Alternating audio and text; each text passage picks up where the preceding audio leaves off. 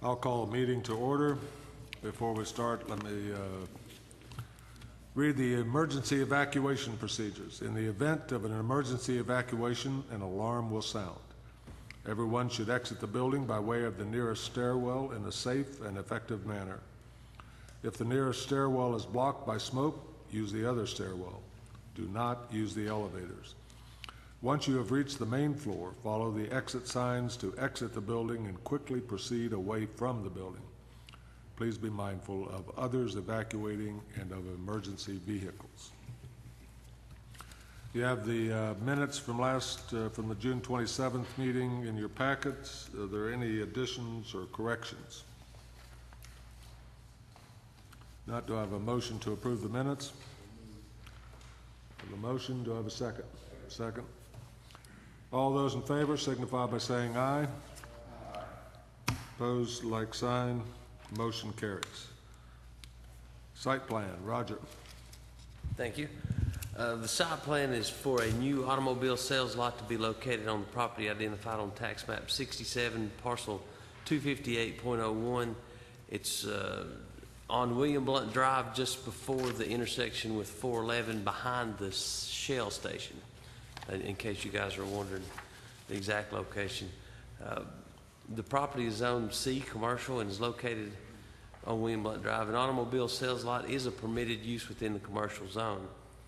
The site plan shows a 30 by 30 office with an asphalt entrance and parking area, along with a larger gravel parking area. The site plan indicates that all building setback requirements will be met. The site plan shows 53 parking spaces, which is in the acceptable range for this use.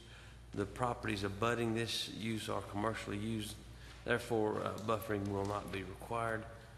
The design of the structure is reflected on the elevation views of the building.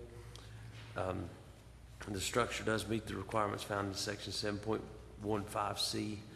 A lighting plan was not submitted with this site plan. I spoke with the engineer and he did not believe that the lot will be lit. The property is approximately 4.75 acres, but the amount of disturbance for the site will only be about 0.68 acres. Grading permits have already been issued, and the erosion control plan is indicated on the site plan.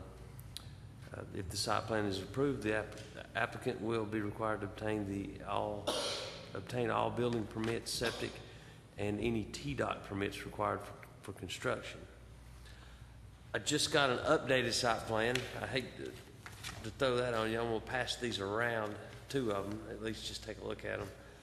Not much changing, but the original site plan showed a 60-foot setback, but William Blount Drive is a minor arterial road on Maryville's roads plan, so the setback's just 30 feet.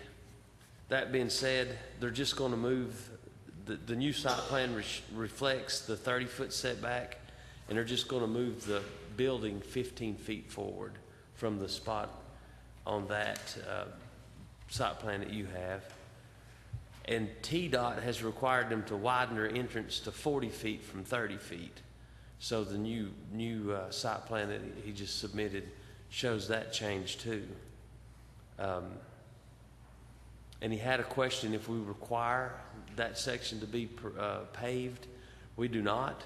He can be gravel and still be within our regulations, but he does have to pave the section out in the TDOT right-of-way. Will have to be paved.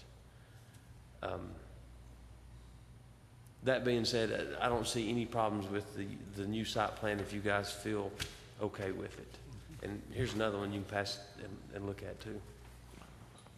Any questions? Any questions or comments? Commissioner? Yes, that's the lot. Commissioner McClellan? You said they aren't going to pave in front of the building, or they are? Well, the plan shows that it's paved.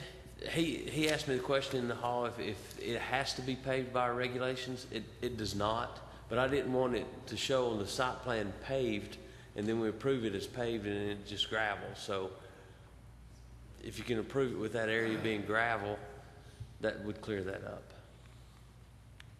But the right-of-way, the area of the right-of-way will be paved. Yes, that's part of his TDOT permit. From to his edge of his property will be paved. Yeah, from the connection to the state road to his property would be paved, which is probably, what, 20 feet? Yeah. So they increased that to 40 feet wide. Yes, this plan had 30, TDOT wanted to make it 40. So his entrance will be 40 feet off of William Blount Drive to his property. 40 feet wide. Yeah, 40 feet wide, it'll be that's what 40 I said. feet wide. 25 feet deep or, okay.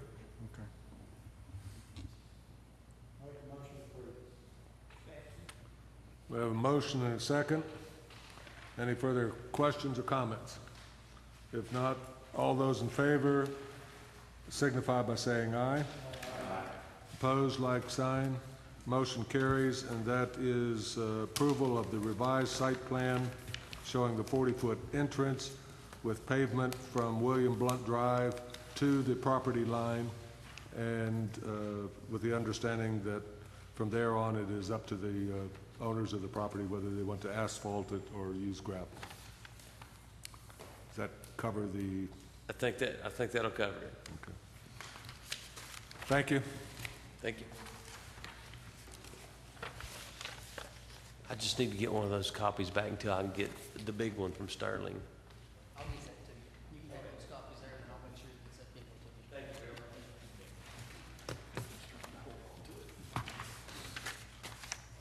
There's another one for you.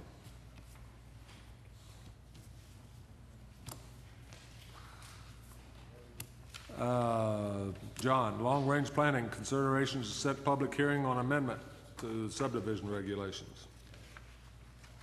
This was considered at the last meeting in general, and it's come back now as specific wording. The only change I want to note on this is that on the, if you look on the second page, subsection C, at the end of that first sentence, a standard lot and 5-acre exempt lot would result. Okay, that should be another paragraph for a lot line adjustment plat shall be submitted. So that'll just be moved down one line for clarity. All I've done is taking our existing what is now section A and chopped it up into a little bit more readable paragraphs. So that's the existing regulations now, where what we're doing is deleting the whole section 4.03.5 and then putting a new section in. The first part of that is A, because we're going to have a new section B. So that remains the same. And on the next page, the section B, for a two-lot plat involving adjustment of lot lines between lots under the same ownership, one or both of the lots not meeting minimum lot area requirements. If both of them meet lot area requirements, we can handle that as a standard one-lot or two-lot plat. Okay. This is a situation where after they move the lot line, one of them still remains substandard, and so we're setting up an administrative procedure, as we've already done under zoning, that if you actually increase a substandard lot, it's assumed to be an improvement, and we're going to handle that administratively. So that is what the two subsections A and B below that identify. Actually, B identifies that. I was going to say B covers that, and A, it still comes to us. Yeah, if you're actually reducing one that's already substandard to the benefit of another one, I think that has to come through you all, because that might actually be incurring some losses to the smaller one. Does anyone have any questions on the wording of the proposed amendment to the subdivision regulations? And this is for setting a public hearing. It takes 30 days notice. The next available time for that then is September 26th, which is our September regular meeting. If there's no comments or changes desired, then a motion in order to set public hearing is in order. Motion, David. Motion and a second to set the public hearing for September 26th. All those in favor signify by saying aye. Aye. Opposed, like sign. Motion carries.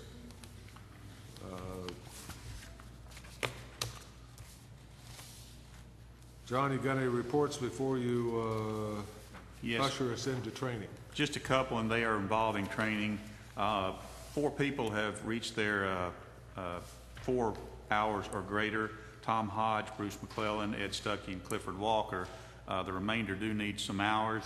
What I'm going to be doing from now until, August, September, October, I will have an hour's training after every regular meeting unless the regular meeting has a heavy agenda, okay?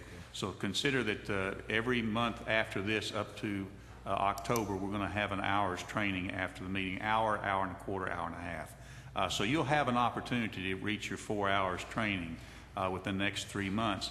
During that time, I'm also setting up a visit to the Solid Waste Authority. Some of you went last year, and I can't credit you again on that, but some of you missed it and heard that it was a good tour, and so we're setting that up again. And I'm working with Bill Dunlap for a training on transportation and roads in the county, which is going to involve more than just roads. It's actually going to involve some initiatives that are going on now, particularly for transit or volunteer drivers that will transport people who cannot afford to, elderly people who cannot afford to drive or cannot drive themselves in the county. So we're going to highlight that program. Another training session, and I've sent this out earlier, is a training on July 30th at the Rural Metro Training Center in Knoxville. If you're interested in that, it's a training on Select Tennessee, and you can get 2 hours of credit. That's put on by the East Tennessee Development District and TDEC. If you're interested in that, see me after the meeting, and I'll give you the information, but it was sent to you several weeks ago, and it is next week. I'll tell you what, I'll just send that out again in email just so everybody has that opportunity available to them. After this meeting, we're going to have a 1-hour training on informed decisions, a guide to gathering facts and evidence. And that's all, Mr. Chairman. Nobody has anything for the good of the order. We are adjourned.